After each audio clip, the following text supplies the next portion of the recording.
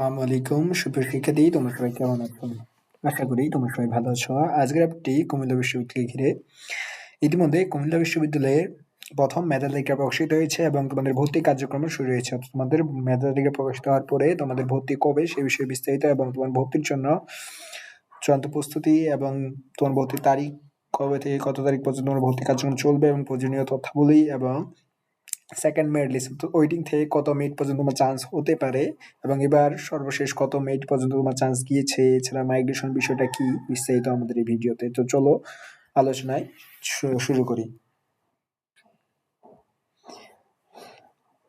বর্তমান অবস্থা ফলাফল সাবজেক্ট চয়েস। তুমি সাবজেক্ট চয়েস রেজাল্টটি কিভাবে দেখবে সে বিষয় হচ্ছে ফলাফল মূলত আপনার সাবজেক্ট চয়েসের ভিত্তি করে ফলাফল প্রকাশিত করে থাকে এবং ফলাফলের জন্য তোমাকে তোমার COUACBD অর্থাৎ কুমিল্লা ইউনিভার্সিটির অফিসিয়াল পেজে ঢুকে অ্যাপ্লিকেশনে লগ ইন করলে সেখানে তুমি তোমার ফলাফল বা তোমার সাবজেক্ট যেটি এলিজিবল সাবজেক্ট তুমি চান্স পেয়েছো সেটি দেখতে পারবা। অবশ্য না হলে তোমার সেখানেই তোমার নোটিশ বারে গেলেই তুমি সেখানে দেখতে পারবা A, B এবং C তিন ইউনিটের তোমাদের ফলাফল তোমাদের সাবজেক্ট চয়েসের রেজাল্টটি সেখানে দিয়ে দেওয়া হয়েছে। তাও আমি তোমাদের সেখানে সাবজেক্ট চয়েসের লিঙ্কটা অর্থাৎ তোমাদের 3টি ইউনিটের সাবজেক্ট চয়েসের PDF লিঙ্ক আমি আমার কমেন্ট বক্সে দিয়ে দিব। এবার আসি চূড়ান্ত ভর্তির তারিখ ও সময়। চূড়ান্ত ভর্তির তারিখ হচ্ছে 24 ও 25 তারিখ। তোমাকে চূড়ান্ত ভর্তি কিভাবে হতে হবে? চূড়ান্ত ভর্তি তোমাকে সরাসরি এই 2 দিনের ভিতরে তোমাকে যা এখানে ক্যাম্পাসে উপস্থিত হয়ে তোমাকে ভর্তি কার্যক্রম সম্পূর্ণ করতে হবে। সময় হচ্ছে সকাল 9টা থেকে বিকাল 3টা 30 পর্যন্ত তোমার ভর্তি কার্যক্রমের সময়। এবং আর্থিক প্রস্তুতি অর্থাৎ তোমার ভর্তি ফি কত টাকা? ভর্তি ফি বলে দেওয়া হচ্ছে যে ওয়েবসাইটে যে টোটাল ভর্তি ফি হচ্ছে অ্যামাউন্ট A, B এবং C ইউনিটে প্রত্যেকটা ইউনিটে ভর্তি ফি অ্যামাউন্ট হচ্ছে 14,600 টাকা। বাট এর পাশাপাশি তোমার হচ্ছে বিভাগ ভেদে অর্থাৎ যেরকম বাংলা বিভাগ বা ল ডিপার্টমেন্ট এই বিভাগ ভেদে কিছু উন্নয়ন ফি রয়েছে, সেটা 2,000 বা 2-3,000 4,000 এরকম হতে পারে আর কি। তো কিছু এক্সট্রা টাকা নিয়ে যাওয়া বেটার অপশন আর কি, বা জোগাড় করতে পারো এরকম অবস্থায় নিয়ে যাই আর কি। তো এখন কি প্রয়োজনীয় কাগজপত্র তোমার ভর্তির জন্য যে প্রসেসটি লাগবে, যে প্রয়োজনীয় কাগজপত্র লাগবে যেগুলো ছাড়াই নয়, তোমার ভর্তির জন্য ভর্তি পরীক্ষার অ্যাডমিট কার্ড অর্থাৎ যে অ্যাডমিট কার্ডটি তোমার কুমিল্লা ইউনিভার্সিটি কর্তৃক তোমাকে যে অ্যাডমিট কার্ডটা দিয়েছিল তোমার ভর্তির জন্য তুমি যে প্রবেশপত্র নিয়ে গেছিলে সেই অ্যাডমিট কার্ডে স্বাক্ষরিত সেটির ফটোকপি, মেন কপি এবং ফটোকপি দুটাই, এবং SSC বা SSC নম্বরপত্র এবং মার্কশিট মেন কপি, পাসপোর্ট সাইজের ছবি, তোমার পাসপোর্ট সাইজের 4টি ছবি লাগবে। এছাড়া তোমার কি করতে হবে, তোমার এই ভর্তি হওয়ার জন্য তোমার যে ডিপার্টমেন্টে তুমি চান্স পেয়েছো সেই ডিপার্টমেন্ট থেকে অর্থাৎ সেই ডিপার্টমেন্টে গিয়ে তোমাকে কি করতে হবে, একটি ভর্তি ফর্ম পূরণ করতে হবে যেটাকে সংক্ষেপে বলা হয় SIF স্টুডেন্ট ইনফরমেশন ফর্ম, সেটি তোমায় পূরণ করতে হবে। এবং কাগজপত্রের ভর্তির প্রক্রিয়া, তোমাকে প্রথমে কি করতে হবে, নিজ বিভাগে যেতে হবে। বিভাগে যেয়ে সেখানে কি বললাম যেটা ভর্তি ফর্ম সংগ্রহ করতে হবে, যে ফর্ম পূরণ করতে হবে এবং অফিস চলাকালীন সময় তোমাকে টাকাটা দিতে হবে। কত টাকা? 14,000 প্লাস তোমাকে টাকা নিয়ে যেতে হবে। এবার আসি মাইগ্রেশনের বিষয়টা। ভাইয়া তোমরা মাইগ্রেশন বিষয়টা অনেকেই জানো না, এই বিষয়টা সম্পর্কে তোমরা সবাই নতুন। তো মাইগ্রেশন বিষয় হচ্ছে এরকম যে মাইগ্রেশন অন ও অফের একটা ডেট দিয়ে দিয়েছে এবং ডেটটি হচ্ছে 26 ফেব্রুয়ারি। মাইগ্রেশন বিষয়টা নিয়ে একটু আলোচনা করি। মাইগ্রেশন বিষয় হচ্ছে তুমি যে সাবজেক্টটি পেয়েছ এই সাবজেক্টটি কি তোমার পছন্দ, তোমার যদি পছন্দ সাবজেক্ট হয় তাহলে তোমাকে মাইগ্রেশন অফ করে দিতে হবে, আর যদি পছন্দ সাবজেক্ট না হয় তাহলে তোমাকে মাইগ্রেশন অন রাখতে হবে, অর্থাৎ তোমাকে কোনো কিছু করতে হবে না, মাইগ্রেশন অটোমেটিকলি অন থাকবে। মাইগ্রেশন অফ করার জন্য তোমার কি বলতে, ডিফল্টভাবে মাইগ্রেশন চালু থাকতে পারে অর্থাৎ তোমার মাইগ্রেশন অটোমেটিকলি চালু থাকে, এবং অফ করার জন্য তোমাকে ম্যানুয়ালি অফ করতে হবে অর্থাৎ তোমার ডিপার্টমেন্টে গিয়ে অফ করতে হবে। তো আশা করি মাইগ্রেশন বিষয়টি বুঝছো। মাইগ্রেশনের কাজ কিভাবে করে, মাইগ্রেশন হচ্ছে শূন্য আসন পূরণ প্রক্রিয়া, অর্থাৎ তোমার ধরে নাও তোমার পছন্দের সাবজেক্ট ইংলিশ কিন্তু এসেছে বাংলা সাবজেক্টটি রয়েছে ইংলিশের পরে।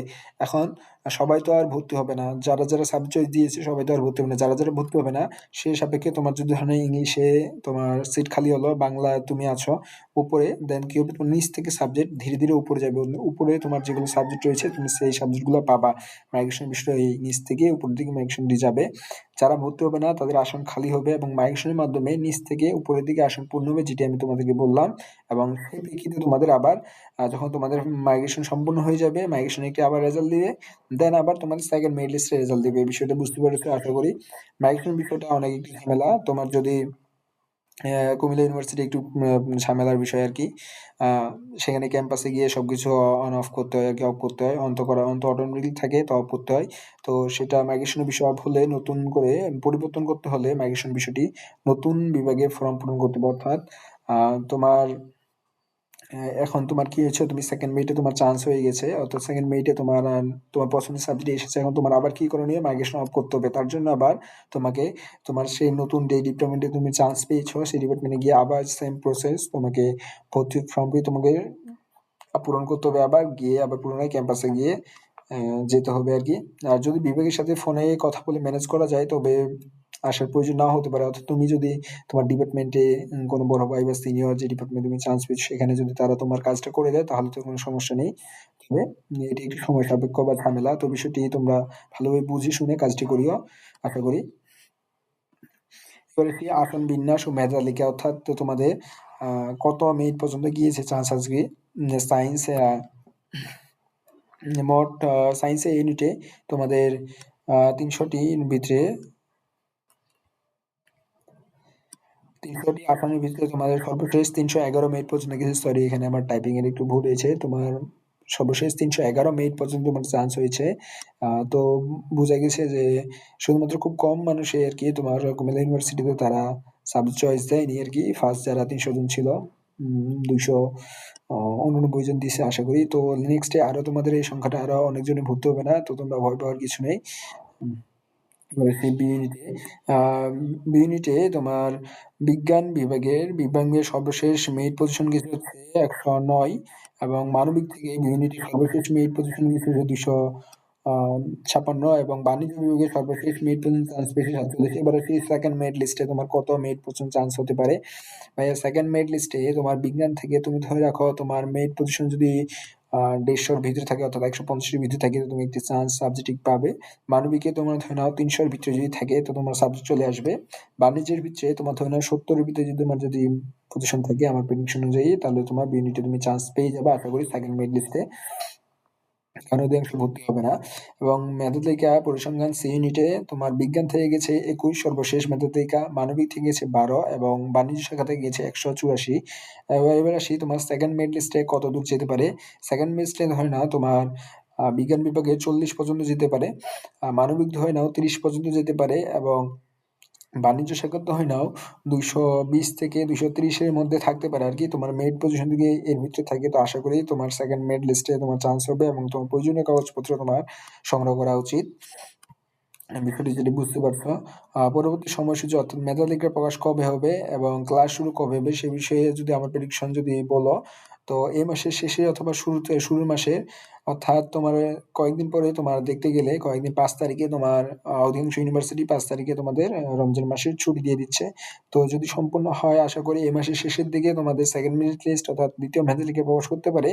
নয়তোবা তোমার পরের মাসে অর্থাৎ ঈদের পরেতে মার্চ মাসের শুরুতেই তোমার মার্চ, এপ্রিল মাসের শুরুতেই তোমার আ তো ছুটির পরেই তোমার ২য় মেধা তালিকা প্রকাশ করবে, এবং তোমার ক্লাস শুরু হওয়ার সম্ভাবনা যেটা, সেটা ১২ এপ্রিল, ঈদের ছুটির পর আরকি।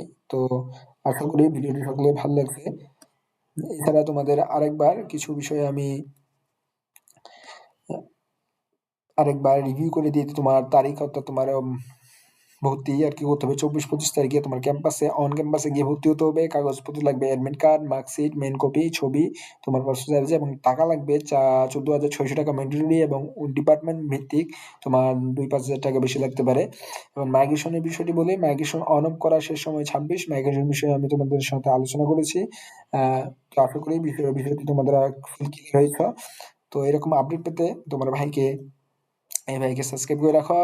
আশা করি তোমার বিশ্ববিদ্যালয়ের যাত্রা শুভ হোক, এবং ভর্তি সংক্রান্ত যেকোনো আপডেট পেতে তোমাদের এই ভাইকে তোমরা সাবস্ক্রাইব করে রাখো, এবং সমস্ত কিছু আমি ইনশাআল্লাহ যথাসময়ে তোমাদের কাছে পৌঁছে দেবো। আশা করি সকলকে ভিডিওটি উপকারে আসবে। সকলকে ধন্যবাদ।